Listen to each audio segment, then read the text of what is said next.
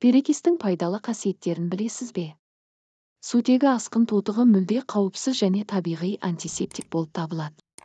Бұл арзан әрі жоғары әсерлі зат әр адамның дәрі қобдишасында болуы тиіс.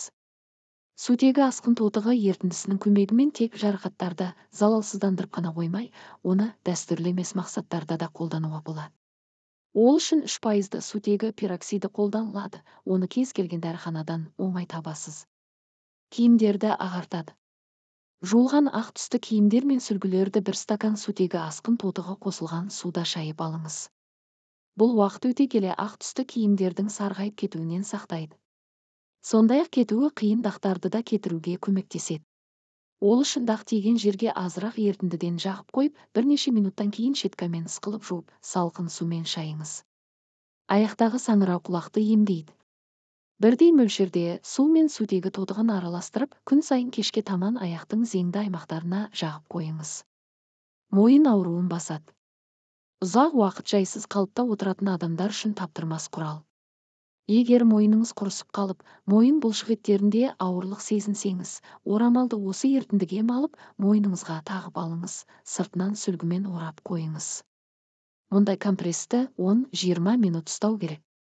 Ол мойын бұлшық еттерін қыздырып, ауру сезімін жояды. Мұрын бітелуінен қорғайды. Ол үшін 1 ас қасық сутегі пероксиді мен 1 ас қасық газдалмаған минералды суда араластырып спрей ретінде қолданыңыз. Ауыз қуысының ауруларын емдейді. Ауыз қуысындағы жара, ауруларды емдеу үшін 10 мл сутегі тотығын аузыңызға құйып 5 минут ұстаңыз. Жұтып қоюға болмайды. Осылайша сіз ауыз қуысын тазалап қана қоймайсыз, тісіңізді бірнеше тонға ағартып, тіс қағының пайда болуынан да сақтанасыз. Дүкенде сатылатын ауыз қуысын шаюға арналған құралдардың орнына ерітіндіні пайдаланған дұрыс. Оны кәдімгі тіс пастасына қосып араластырып қоюға да болады. Линзаларды залалсыздандырады. Кейде дәріханадан алатын линзаларды дезинфекциялауға арналған ерітіндінің орнына сутегі асқын тотығын қолдануға болады. Ол линзаға жиналып қалатын заттардың құрамын бұзып, залалсыздандырады. Үй жинауды жеңілдетеді. Жоғарыда атап өткен қасиеттерінен ақ сутегі асқын тотығының микробтарды жоятынын байқаған боларсыз. Оның кішкентай мөлшерін шүберекке сеуіп алсаңыз, немесе тазалауға арналған құралға араластырып қойсаңыз, терезе, әйнек, айнаны жақсы тазартады. Тамақ ауруын басады. Тамағыңыз қатты ауырып жатқанда, жарты стакан жылы су мен 4 ас қасық сутегі асқын тотығын араластырып, жақсылап тамағыңызды шайыңыз.